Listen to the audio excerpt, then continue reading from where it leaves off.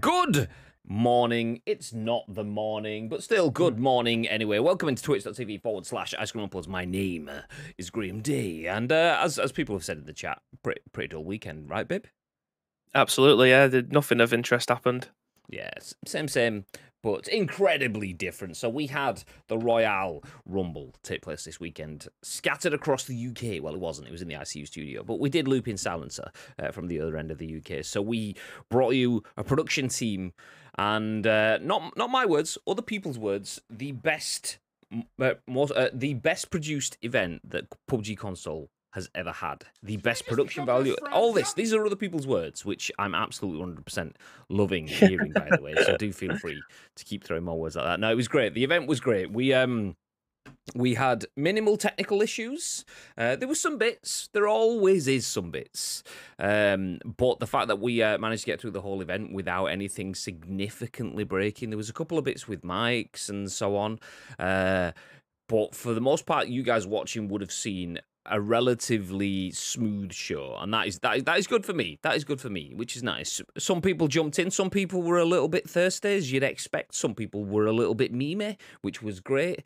But overall, there's a good balance. Obviously, with anything like that, you can either do an event where you only invite your mates. And that's great. That's great. We all know what we want to do. We're all on the same page. High fives. But it's just you and your mates. If you want to do something for the wider community, you have to put faith and trust in other people. And for the most part, the event was a very, very good success in that sort of sense for me. We got to meet some new people. We got to see some new people play their games on the battlefield. And there was a very, very good balance, at least from our perspective, for competitive play and content play, which is exactly what we wanted to bring to the table. Because if you just let people go full ham, then some people have got no chance. If you just make people go full meme, then the competitive players are like, well, this isn't really for me. We kind of wanted a little bit of both, and that is difficult. That is difficult, trying to balance both of those, but we did good. We did good. We did good. So shout out to the people that got involved. Speaking of people getting involved, let me jump through the chat quickly. Lotus, who did get involved, by the way. Nice clip of him getting into a punch-out with Nacho on the roof of Lodge. Nice.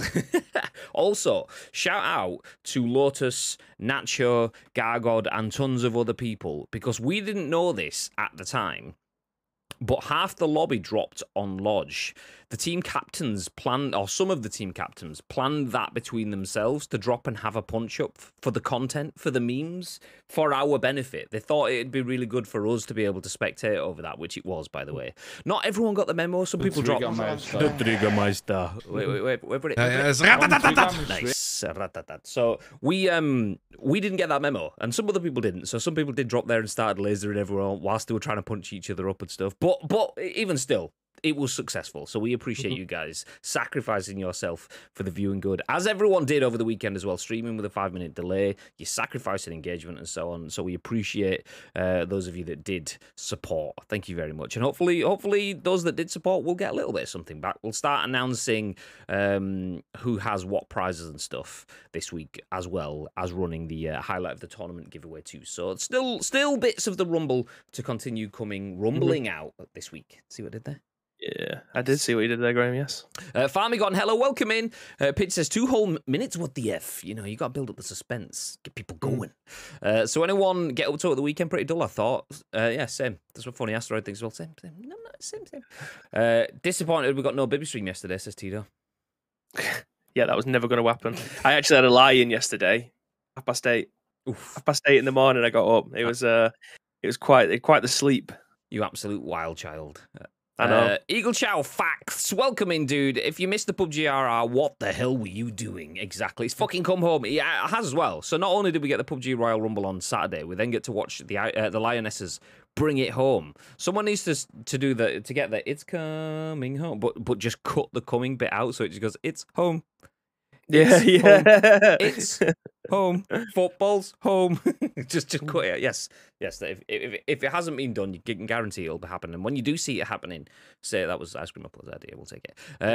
I did my job and stopped some of them winning. You did your job very, very well, Paige. I was looking through the stats. I was grabbing some stats for like an infographic. We're going to make an infographic, just visualize some of the data that we have from the event. And I was trying to get stats that that obviously bring out different names, so it's not just the same names across it. And you selfish git, taking all of the stats for yourself. Now, I think you had quite a few stats in there. Your team were like I think it was longest team to survive on average, with Craig being the single most surviving person, if you know what I mean. The most time survived went to Craig and your team in general. Plus then there was other bits in there as well. So GG's, you did good.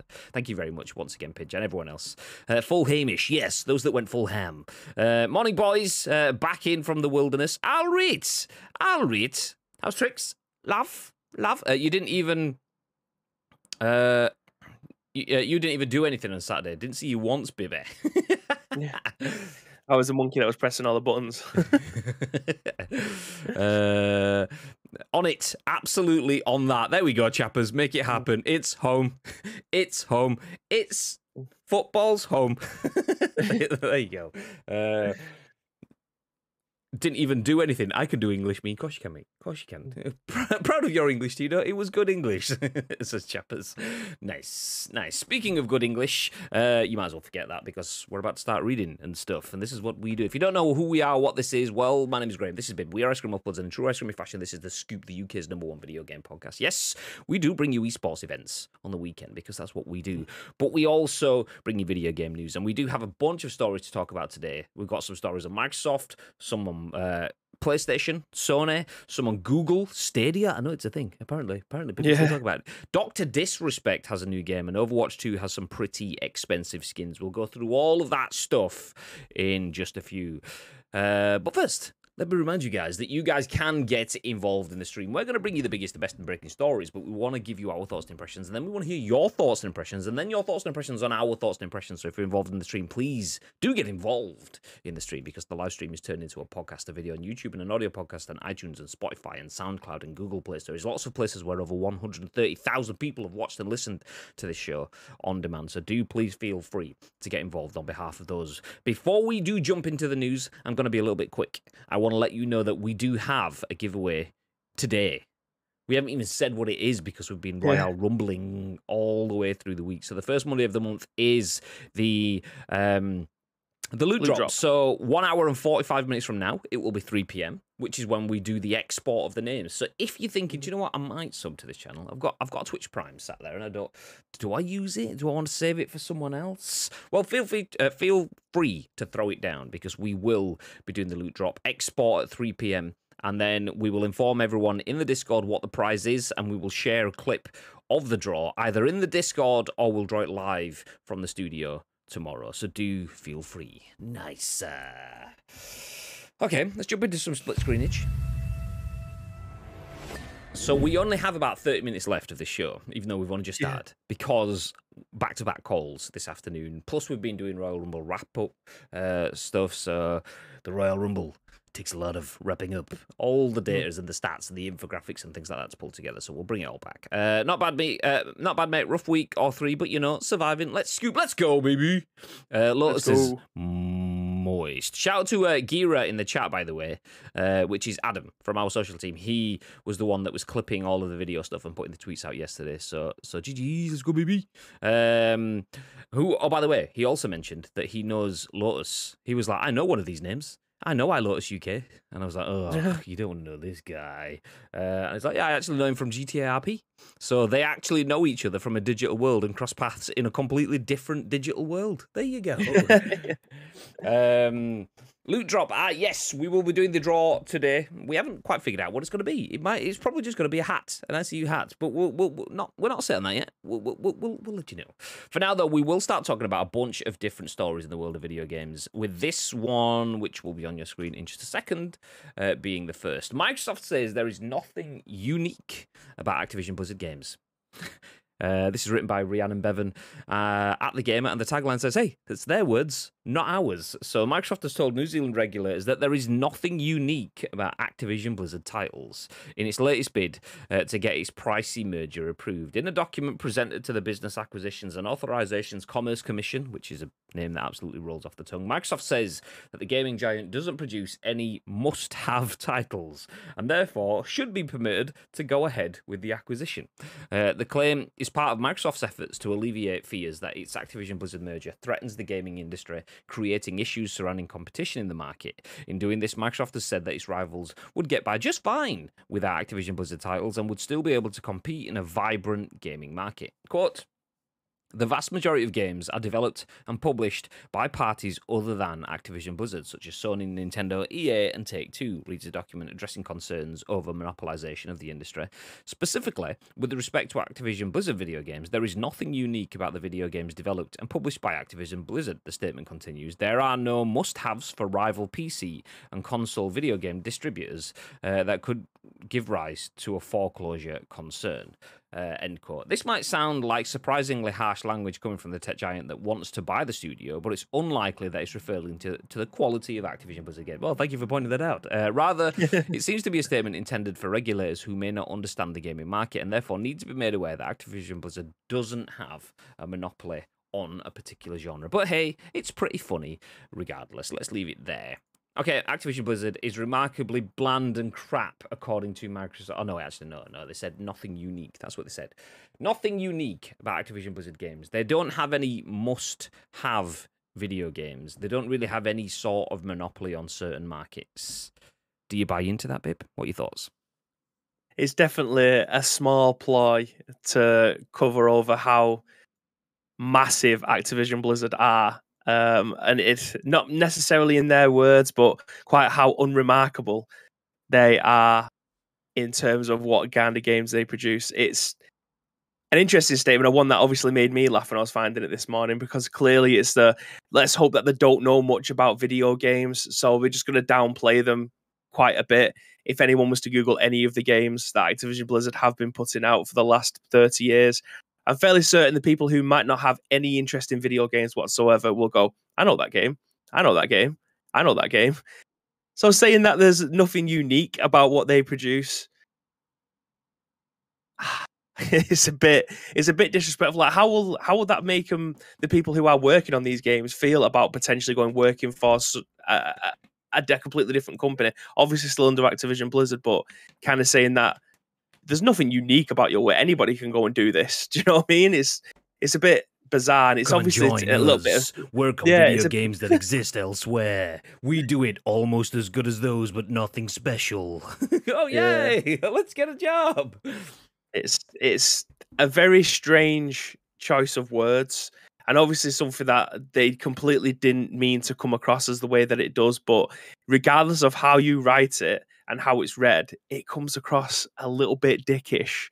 Like, there's nothing unique about your work, mate. Don't worry about it. We'll get this pushed through, but don't worry. Yeah, what you're doing is okay, but other people are doing something quite similar, so don't worry about it. It's like one of those things where they know full well that people are going to take this, I think, and run with it, but thinking at the same time, I'm not asked if I get to buy Activision Blizzard and get to sell Call of Duty and Overwatch. So, yeah, the games are proper shit. Yeah, proper shit, mate. Yeah, rubbish, mate. Yeah. And then, do you know what? Actually, I'm not bothered because I'm going to sell shitloads of it anyway. So you can call it what you want. Once it's churning, it's churning. But that's the thing. Nothing unique. I kind of agree with the sentiment of what they're saying there. So nothing unique about them. There isn't really, like, Call of Duty is not anything that you can't get anywhere else. Multiplayer FPS exists elsewhere. It's not like for a long time, League of Legends was the only game really where you can get that League of Legends vibe. There's other things trying to do the similar sort of thing and occupy the same sort of space. Call of Duty offers Battle Royale, which it wasn't the first one to offer that. But they are nothing unique, but they are market leaders. There's a reason why the same game every year, or the same games every year, are at the top of the chart. FIFA is FIFA. I mean, it's not. I'm just playing devil's advocate. Like, just go with it here. FIFA it's a football game that's at the top of the chart this year, and there was one last year, and there was one the year before, and every year for 20 years previously, kind of thing. The same thing you could say about FPSs and so on, but FIFA commands attention. It gets people going. People buy it. People understand what it is. And the same thing with Call of Duty. So whilst it's just another shooter, it is the shooter that everyone knows, that everyone has played at some point. If it's not now, you have played it, and you will have probably had some sort of connection to that in the past. And that is unique. So there's nothing unique about the games, apart from they are massively profitable and will earn us a shitload of cash. That's actually pretty unique in the grand scheme of things, I suppose. So it's not just that, is it? You look at the Blizzard side of things, and you've obviously got Overwatch, and we'll come on to that in a bit, but World of Warcraft is probably the biggest MMORPG there has ever been. Obviously, there's been a lot more that have come after that have seen dizzy heights, but I still think World of Warcraft, despite a game that I have played very briefly, even though I do have a massive love of MMOs, mainly Elder Scrolls Online, but everything that's come after World of Warcraft is a blueprint of what World of Warcraft was, what once was, and then tried to match that. But nothing can probably come close. In my personal opinion, even as someone who doesn't play World of Warcraft, they are the poster boys of MMOs. Like, you've obviously got things like Final Fantasy and Black Desert and Genshin Impact to a degree. Like, all of these games are just taking the blueprint of what got put out by World of Warcraft originally. You could put in RuneScape if you really want. I don't care. It's all come as part of what they had to offer. And if that's not the most unique product that was out at the time, and everything else has followed in their footsteps, I genuinely don't know what the definition of trend setting and blueprints are. I feel like it's like almost trying to be situationally aware with ignorance, which is kind of an oxymoron. It's like we are aware that World of Warcraft isn't what it was right now, and we're aware that Call of Duty isn't what it has been in the past right now, and Overwatch isn't what it has been in the past right now. But it's like a fucking volcano. Yeah, they go dormant, but they're going to come back with an absolute bang, every single one of them. And it's the reason why we see so many sequels of films and things these days. Winning properties, winning IPs are much easier to resell than brand new IPs. So that is the reason why they are buying into them. Yes, it's another FPS. Yes, it's another MMORPG or whatever. But they are the big ones that people will be ready to invest in already. So they do have something unique. I disagree, Microsoft. I get what you're trying to say, but they're hoping people don't do the research, so aren't they? That's exactly what they're trying to do. They're hoping that people don't do the research, and the people who they are talking to about trying to push this through have no idea the influence and the impacts that these games and companies have had in not just necessarily pop culture, but just in terms of everyday gaming life and the trends that they have set. They're just hoping that they just don't have someone who knows any of that and go, okay, and press approve, and it goes through. Do you know what I mean? Like, that is, they want something as simple as that. I hope that isn't the case, and someone who is dealing with this knows something about video games. I mean, if it goes through or not, it doesn't really bother me that much. And that's just something personal that because you're not a fanboy. These companies, I mean, as much as we obviously always push the fanboy angle, we're not. Did you see the tweets this weekend? By the way, sorry to cut you up, but did you see the tweets that someone I did replied to one of? So someone replied to a tweet that we promoted of this podcast 2 years ago. It was like July 31st, 2020. And it was about that at the time, PlayStation had record sales, record profits, massive margins. And that was the headline show for the day. Someone actually replied to that tweet 2 days ago to say, that isn't the case though, is it? Here's the facts. And then listed loads of stuff about Xbox. So I just replied to the tweet saying, you are aware that we are 7 days away from this being 2 years old. And they replied to it going, whoops, sorry, this is 2 years old. My bad. Like, so you responded saying absolute fanboy things or something like that. And he was like, yeah, pretty much. I appreciate the dedication.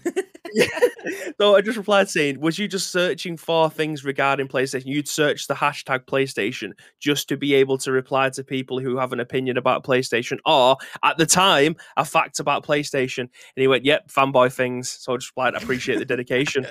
Like, that takes... to be able to sit there, look at a tweet and go, okay, I can reply to this from 2 years ago by screenshotting stuff from other websites and trying to come up with a narrative about why this is a bad thing for your company because Xbox is doing so well. That's strange behavior. Like, to go out of your way to do that, to take time out of your day to go around social media to try and put a point across that's completely invalid because it's 2 years out of date by this point, to be completely blind by the original tweet and when it was put. Like, I don't know how far they would have had to go back to find that tweet. I mean, I understand that it would come in some sort of format on an algorithm. We might have been close to the top because of the interactions on it. But still, it could have been a case of whoever that person is, someone they follow has followed us, or someone they follow has commented on that post or liked it or something. So that's been pushed up towards the top of the top algorithm bit rather than latest. They've gone to top and just gone, this is one of the top posts right now. But yeah. Yeah, nice. I loved seeing the instant come down. It's like, here's all of my stats for an argument that isn't even there to be had. Mate, are you all right? That's 2 years old. Fuck. To be fair to them, I will give them props because they admitted it straight away and didn't delete the tweet. Yeah, I will give them that. None of that sort of like, actually, no, I was actually pointing out a different fact, which is if I keep saying words that aren't really saying anything, I will find some sort of link somewhere. And it's like, mate, just shut up and just either go away or admit it. I mean, there's nothing wrong with being wrong. We've all done stupid things in the past. You saw something that was 2 years old. It's like going to a library and shouting at a textbook saying that I don't know, I can't even remember who's the world's fastest man before Usain Bolt, going, actually, it's Usain Bolt. It's like, yeah, mate, that was printed in 1983. Chill the fuck out. God. Fair play to them. They admitted it and put a couple of lols at the end. Like, they'd realised that they dropped the bollock there. But yeah, fair play to them. But yeah, nothing unique about that at all. God. Unique. So yeah, peeling it back, Microsoft says that there is nothing unique about Activision Blizzard games. There was a good comment. Where is it? There we go. Next Gen Base. It's downplaying the impact of games while technically being true. Like saying YouTube isn't unique because there are other video streaming sites. Exactly. It's like Twitch isn't unique because you can stream on YouTube and Facebook, even though Twitch still has about 80% of all live streamed market share of live stream content. YouTube and thingy are still massive titles that are still great within their own right, but yeah. Tito says, it wasn't me, it wasn't this time. Jean Ralphio voice. I don't know who Jean Ralphio is. Fanboys are the worst. If I knew who it was, I'd probably be able to say that properly, but I don't know who it is. So once I have it pointed out, I'll probably understand.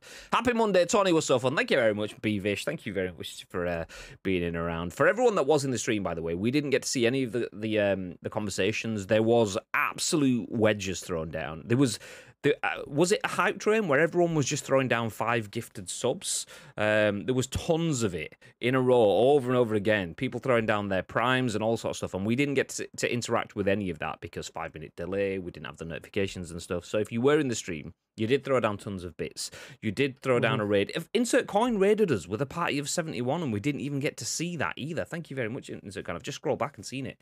For anyone that did drop in, apologies for not being able to interact. This is live streamer content. It's like you can't speak to people on TV, that sort of thing. Unfortunately, we couldn't have our usual levels of interaction, but we appreciate you nonetheless. Just want to say that. Absolutely.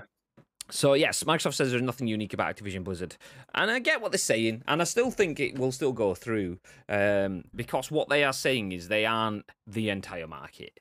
There are other options, and there are other options, but it's not that simple. I still think it will go through, though. I'm not convinced. I mean, I don't know enough. Someone might show some sort of ace in the hole, but like, actually, mate, this is not going to happen. But we'll see. We'll see. Let me jump back up, see if I missed anything else. JMK says, hello from an airplane. Just about to take off en route to USA and then to Cancun tomorrow. JMK, enjoy the honeymoon, dude. See that? I remembered it. I was going to what are you going to Cancun for? I remember that it's honeymoon this time. I can never remember that you're actually going to Cancun, but there we go. Where do we go to? Lotus plays other games? No. Yeah, I don't believe it. Well, there's something pretty unique about the company. Most CEOs that get accused of harboring sexual assault culture in the workplace get ousted, not a pay rise. That's unique to Activision Blizzard. Good point. Well made. Nice. But the game's not unique right now about them. Tito says, isn't that a bit like saying if you work for McDonald's, there's nothing special about the food? You're a peon in a large organisation not known for their creativity, but a machine. If you hear the same work in a Michelin star restaurant, then sure you'd feel attacked. Kind of. Yeah, I mean, I'll go with next gen basis analogy because they're better people than UT So, yeah, no, it's yeah. I get what you're going at. Watch Parks and Rec. I've not seen Parks and Rec. So there you go. I Nice. have not. Barton Wilson. Hey, how you doing? Welcome in. Welcome in. We're gonna keep the pace going. Everyone say hello to Barton Wilson, by the way. Mother-in-law's in the chat. Make sure you say hello. Do it now. Hello. Okay, next story from Tom Ivan at VGC says Sony refuses to be drawn on whether it could raise the price of a PS5. So Xbox is buying brands and games that are pretty much irrelevant. They've got nothing unique, whilst PlayStation might be yoinking the prices, yeeting the prices up. I don't know. We'll see. So Sony refuses to be drawn on whether it could raise the price of a PS5. It recently raised prices on a range of consumer electronics in light of the global chip shortage. Tom Ivan at VGC has the story, which says, do you know, I'm going to miss the start because it's the same thing again. In April, Sony raised the Japanese prices of a range of consumer electronics products, including some cameras, Blu-ray players, home theater systems, headphones, and speakers. It said the price revisions were being made in the light of the ongoing semiconductor shortage and other external factors that have caused the cost of raw materials, manufacturing, and distribution to increase. During its first quarter earnings call on Friday, Sony was asked whether it was considering increasing the PS5 price point in the face of similar market pressures. Quote, about a potential price increase for the PS5. At this point in the time, there is nothing specific I can share with you about prices. Came the response from Executive Deputy President and Chief Financial Officer Hiroki Totoki, transcribed by VGC. In recent months, analysts have forecast that products that rely on semiconductors are set to become more expensive as chip makers increase their prices and companies that buy them in turn pass on the costs to consumers. Earlier this week, Reality Labs announced plans to increase the price of the Meta Quest 2 VR headset by $100, a decision it attributed to rising manufacturing and shipping costs. In May, Forrester analyst Glenn O'Donnell told CNBC he expected chip prices to rise about 10 to 15% in the year ahead. Do you know what? I'm going to stop there. I'll stop there. We don't need to keep going through the article. We get the idea. The Meta Quest 2 headset has got more expensive. If you didn't see it last week, Meta, aka Facebook, which now owns Oculus, have and it's not called the Oculus Quest, it's called the Meta Quest, obviously. So the Meta Quest 2 headset is 2 years old. Usually when a system, a PlayStation, a PC, an Xbox, whatever, has been out for a couple of years, you see the price coming down by hundreds. This is different. 2 years into that Meta Quest life cycle, and the price is going up by $100. So there's been all sorts of conversations. We've seen it through food. McDonald's raising the cost of a cheeseburger. What was it, for the first time in 14 years? We're seeing it now in food, but obviously different markets, similar sort of pressures. So will we see Sony raise the price of a PS5? I'm not convinced. I don't think we will. I mean, feel free to point this out to me when it comes, because I'm open to being wrong here. By the way, somewhere, thank you very much for the follow. If I've said that right, I appreciate that. And everyone else that has dropped follows in the last 24 hours, there has been quite a few. I appreciate you all. I don't see PlayStation hiking the price of the PS5 for as long as they can. I can't see it happening. A couple of reasons. First of all, you could push the price up because Meta Quest have, but then if Xbox doesn't, that's bad guy PlayStation. If PlayStation and Meta have both raised their prices, then Xbox in theory could do, but the difference with other industries, so PlayStation has, Sony has raised the price of electronics, cameras, camcorders, or whatever the other bits were in their home electronics. They don't necessarily get software purchase on that, and that's the key thing here. Is PlayStation, yes, they could start to lose money on their consoles. I think they're in a profit position at the moment. From something I've read, I could be wrong, but I think they're in a profit position at the moment on their hardware. But it's the software where they earn the money back. If they're getting £70 per game that's being purchased on that console, by putting that up by say another $100, that extra $100 could put people off your console for a lifetime. And all it would take is 2 to 3 sales of video games to earn that $100 back. I can't see it. I do not see it myself. Like I say, feel free to point point it out when I'm wrong if I am, but I can't see this because software will earn the money back.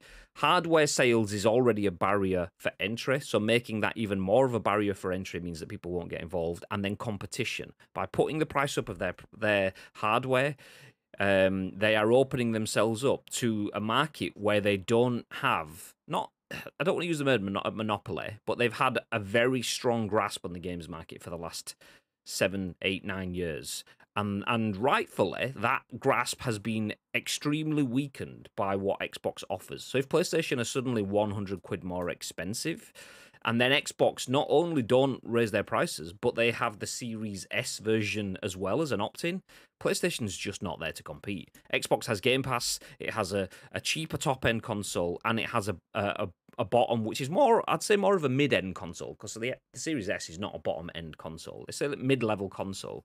PlayStation just can't compete with that, so I do not believe that PlayStation will raise the price of their consoles at all.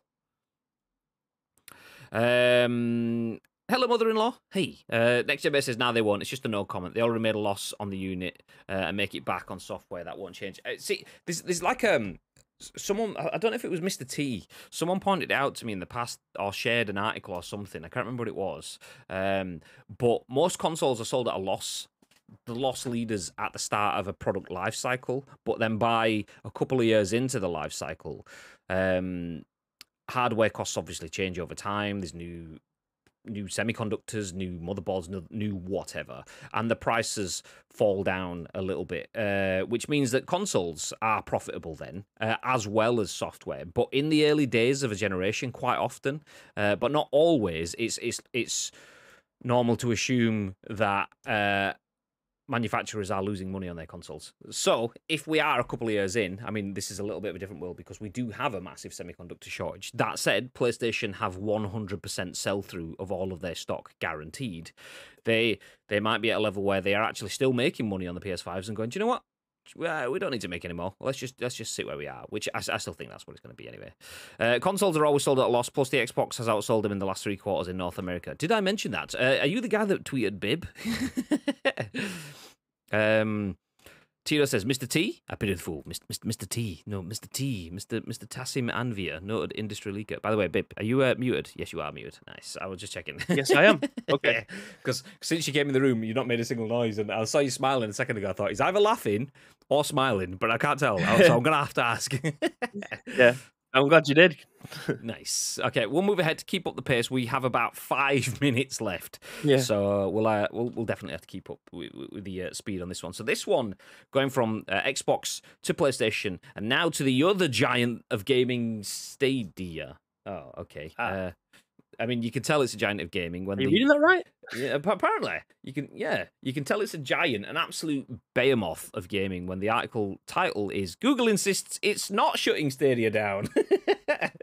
This is written by Vikki Blake at Eurogamer. Quote, rest assured we're always working on bringing more great games to the platform and Stadia Pro. So no, Stadia is not shutting down. Google responded to a new batch of online rumors this week by promising that it, quote, is always working on bringing more great games to the platform, end quote. Stadia is not shutting down, the company tweeted when asked outright if closure was imminent. Rest assured, we're always working on bringing more great games to the platform and Stadia Pro. Let us know if you have any other questions. It later announced that Wavetale was coming to Stadia Pro for no extra cost by cheekily aping the original post that sparked the unsubstantiated rumor in the first place. Other recent questions the company has been fielding include confirmation of whether or not players will ever be able to remove games from their libraries. We have no news to share about that option. And if the company planned to expand into either Mexico or India yet. In brackets, no. Okay, we'll leave it there. Stadia is still there, doing whatever it is doing. And I 100% believe that we owe it to ourselves, Bib, to get a big old juicy worm, hang it on the end of our fishing hook, and tweet out something about Stadia being dead, just so that those keyboard warriors that come back 6 months after you've tweeted something can come back in again. Absolutely. I mean, it's happened before. It'll happen again, Graham. I mean, we will always mock you if you have an undying love of a piece of plastic and metal. If you think that the Xbox is better than the PlayStation because you like the Xbox better than the PlayStation, that's great. But you can't use that to tell other people they can't feel like that. And the same with a PC. Yeah, the Master Racer stuff. We'll always jokingly and invertedly mock everyone, including ourselves, including Stadia people. So I mean, I have never seen anyone be as so vitriolic and passionate at the same time of a system that is just, for me, at least, in my opinion, so completely below par. And I say this alongside Babe as a Stadia owner. We own 2 Stadia. We invested in 2 Founders Edition Google Stadia devices, and we don't use them. Graham, I reinstalled it on my TV downstairs. My LG TV has Stadia as an app on there, and I reinstalled it about 3 or 4 weeks ago, and I used this controller right here, this Xbox controller, to be able to use it. And yeah, it's my internet in my house now is like 300 meg down and 100 meg up, and it's still only okay. You can play probably side scrolls pretty well on it. I mean, I was using Wi-Fi. I'm going to put that as a disclaimer because it's on my TV and I haven't got an Ethernet cable plugged into it. So yes, there will probably be some drop-offs and things like that, which if I did have it Ethernet cabled to my TV, it may be a little bit better. But there's just nothing on there, any kind of redeeming quality that makes me think, do you know what, this is probably worth the money. This is worth investment. Next time a game comes out, I'm going to buy it on Stadia rather than on my Series S or my PlayStation 5 or include it in my Steam library or whatever else. I mean, the people you play with aren't going to be on there. The games that you want to play aren't exclusively on there. And like Next Gen Base says, Stadia tech is phenomenal. It is. It genuinely is. That's the reason we invested in it, to be fair. Wasn't so much about the games. But whilst the tech is phenomenal, Next Gen Base says the support is awful. It's not just the support. Whilst the tech is phenomenal, it doesn't really do anything. It's like someone going up to you. Do you know what? The new Lamborghini engine. Oh, it's like, think of every other Lamborghini that's ever existed. Make them all even better and put them in one. Boom. Here you go. Here's a Lamborghini engine. You're like, nice. Where's the rest of it? I was like, I'm not giving you the rest of it. You've just got a really cool engine that I can't do anything with it because it's cool. But what do I do? It's there. It's a fuck. So it's like, it says that they still don't have a store that you can browse on the TV, which is, and I'm going to make this sound stupid now, but it's the same sort of thing, it's like saying to someone, would you like to play games on your TV without a console? You're like, oh, yeah, go on then. And they go, okay, well, first of all, you have to get on a plane, travel to Mexico and buy the games in Mexico, and then you have to come back and travel and put them on a plane, play them on your TV, sort of thing. And it's like, but I just want to play it on my TV. Yeah, but you've got to go to Mexico first. It's not the same. You can do it in browser on your laptop or maybe on your phone now. I can't quite remember where you can actually redeem them from.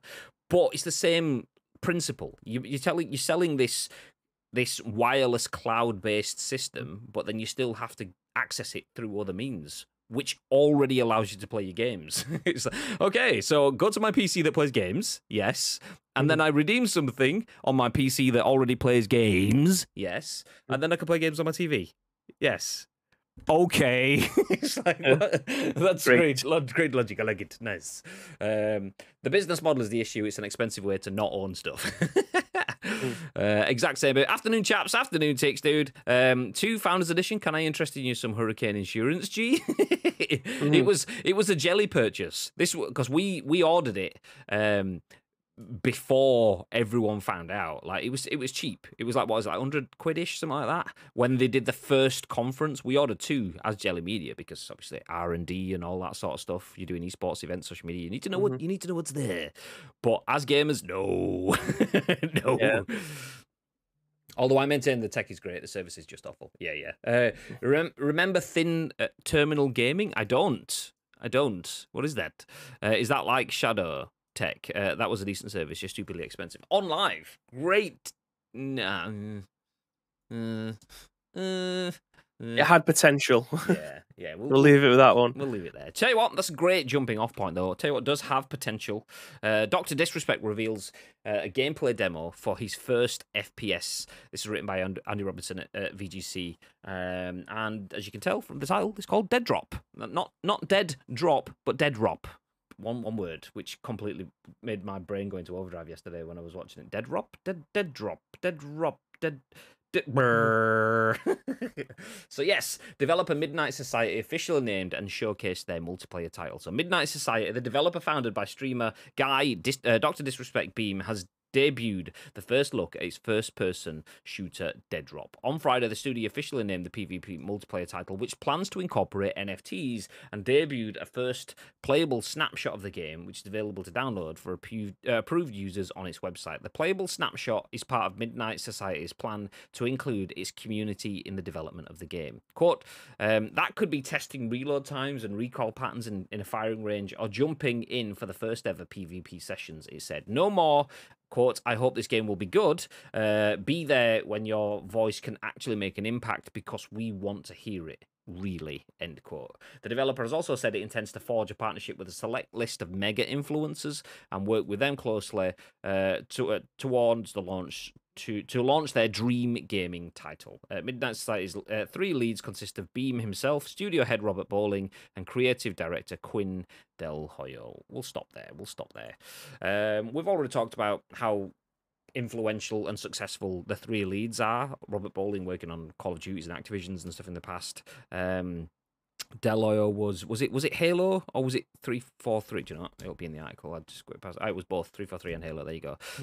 So I didn't know much about Deloyo. I knew about 402 Robert Bowling before this. So was pretty hyped to hear that he's working with Dr. Disrespect. I like the idea of Dr. Disrespect bringing a content creation mindset into video game development. I'm still to be sold on Deadrop though. Did you see any of it, Bib? No, I haven't actually. Obviously, with what's gone on this weekend, I haven't really caught up. I imagine when I go to watch him later on this evening, he might end up giving another insight into it. So I'm looking forward to seeing more of that. But I haven't seen much of it at all, if I'm being honest. I did see one picture. Actually, I tell a lie. I did see one picture, and it was the detail of the gun and the welding that goes around, like the exit clip button and stuff like that. So they have got some very good attention to detail. That stuff, I'm not really arsed. Like I'm going to be playing it on my PC as and when it comes out, on probably medium settings because I don't have the capacity anymore to be able to play games at ultra settings. The technology's come too far on for my PC to be able to accept that in a decent capacity. So I'll have to update all my PC to be able to look at that stuff. So playing it on medium or high, I'm probably not going to be able to see all that stuff. So it's kind of irrelevant. But yeah, I'm happy that people are reacting well to this. It's just another game in the market that people can get excited about because it's just doom and gloom on the timeline at the moment with every single game that people are talking about. Everyone seems to hate what it is that they're playing at the moment.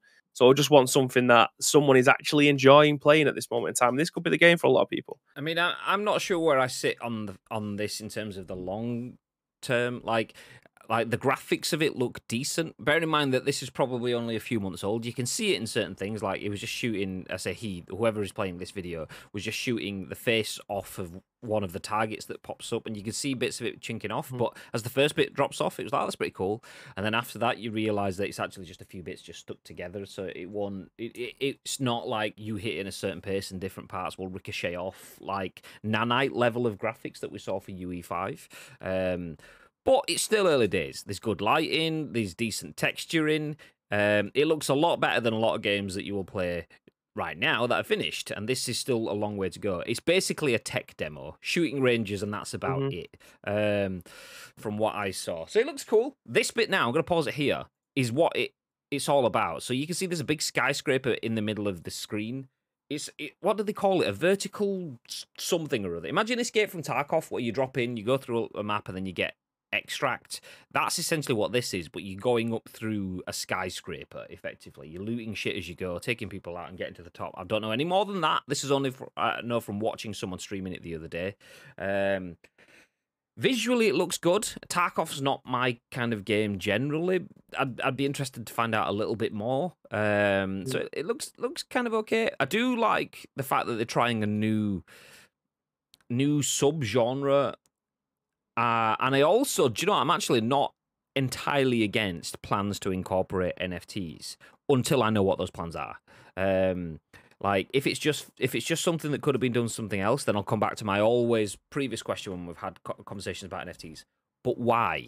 Why are we using an NFT when you could just email me a receipt? or just give me the image or whatever. If there's some cool uses of NFTs in this, which is what the PR machines have been saying, then fair enough. I don't know what they are. I'm not going to go looking what they are right now. But when it comes to it, if they've got actual good uses of NFTs, that's wonderful. But for now, it looks decent. It looks decent-ish. We'll see. We've had a Stadia Pro press account for years, never used it. That says it all. Yikes. Bloody hell, that was quick. Surely it's going to be a quality game. Well, you hope so. You hope so. NFTs? No fucking thanks. And that's it, though. That's. I don't want to instantly knee-jerk into that because that's what we've all been conditioned to because every NFT situation so far has been shit. I do genuinely believe that the technology exists. They could be beautiful. They could be wonderful, but we haven't had that yet. So let's just assume that it's not going to be. Nope, for this one, okay, we'll see. And then if it is shit, then we'll say no fucking Next debate says, oh shit, 402 is there? How disappointing. This sounds like a bad project. So yeah, 402. For those that don't know who Rob Bowling on 402 is, he made like Modern Warfare 2. He was at Infinity War during, for me, the golden era of Call of Duty games. So that's why I've got a soft spot for 402. So if you can bring someone that can have the golden era of balanced FPS, plus the dock, plus someone from 343 Industries and Halo, and bring us a futuristic vertical looter, shooter, scouter tower thing, then yeah, we'll see. But for now, I'm not 100% sure. Gun seems massive, getting Doom vibes. I think there'll be a lot of stuff on that. The gunplay and stuff all needs to be refined. This is like... My name is Optimus Prime. As I'm saying that... Optimus Prime jumps into the chat. Slaps, thank you very much for 4 months, dude. Welcome back. How are you doing? Do you know what? I think we will probably have to put a pin in the final article anyway. I mean, we might as well stop on a good note. The fact that the doc and team are working on something that sounds like it's either going to be a disaster or it could actually be pretty decent. Time will tell. I'd rather stop on a. Do you know what? There's a little bit of hope in there than just going to Overwatch having incredibly expensive skins. We'll come back into that one tomorrow. We don't have the time for that, so we will leave it there. But we appreciate you all dropping in today and over the course of the weekend. There has been tons of gifts, follows, raids, bits donated, tons of it. Literally, Blitz throwing 1,000 bits down. I can see there, just going through. Be a fridge with tons of gifties. Neil throwing bits down. Ugh, do you know what? You're all beautiful people. Legends. We appreciate all of that support. At some point today, I'm going to go through and I'm going to see exactly what you guys did to support our channel while we bring you the Rumble on the weekend, because that's massively appreciated. But fast forward into today, we spoke about Microsoft saying there is nothing unique about the company that it wants to buy. It's a bit bland and a bit garbage. Apparently, no, it's not. They're just trying to talk it down so that they can get the sale through. Understandable. Sony refuses to be drawn on whether it could raise the price of the PS5. I don't expect that to happen, but Sony refuses to confirm either way. We're not going to comment on rumor or speculation. Google insists that they actually still exist in Stadia. Anyway, no, they are not shutting Stadia down. They have plans for it, apparently, or at least they've made a story out of a tweet. And Dr. Disrespect's Midnight Society have released the first gameplay demo for Deadrop, their new FPS game. It could be good. Not really much to see. It's a tech demo. Gameplay demo is a little bit of an overhyped phrase. It's a tech demo for me. But we'll see more as it happens. For now, though, we are going to disappear. But stick around. We're going to drop a raid on one of our friends. We like to pass on the love. As we did this weekend with the Royal Rumble, we passed out £2,000 worth of prize money, a bunch of bounty prizes, insert coin vouchers, GT Omega chairs, some Astro headsets, and 2 hours on the Twitch front page alongside us. We like sharing with our friends, so stick around while we drop a raid on someone else for today. But before that happens, Mr. Bibb, is there anything you'd like to add? Yes. Thank you very much to each and every single one of you that have joined us for today's episode of The Scoop. We very much appreciate it. We should be back up to 5 episodes this week. However, we need to have a look at the condition of that studio tomorrow once we get back in there again. So I think tomorrow's probably going to be 50-50. But as of Wednesday, we'll go back to our normal schedule again. So if you want to help shape the remaining shows this week, there is two ways that you can help do that. First of all, find us on social media. It is at Ice Cream Uploads across all major social media platforms. Or alternatively, get involved with our Discord. If you're watching this in any of our on-demand services, go into the description below. All the links that you require will be listed there below. But all we need from you is a URL plus your thoughts and impressions. We will then give you our thoughts and impressions on the very next show, which will be at what time? At some point this week, Mr. Graham Day. 10 a.m. Ish. ish. Stick around. We are going to drop a raid on OG Snowflake. I was going to drop a raid on Nacho because he won the Rumble. But do you know what? Nacho's got all the views and stuff anyway. I want to spend a second to just comment on the fact that OG Snowflake had to have 3 members of Team Nacho dropping onto him in the final circle, to the point where Nuka managed to drive by, shotgun him out of the car, which was pretty brutal.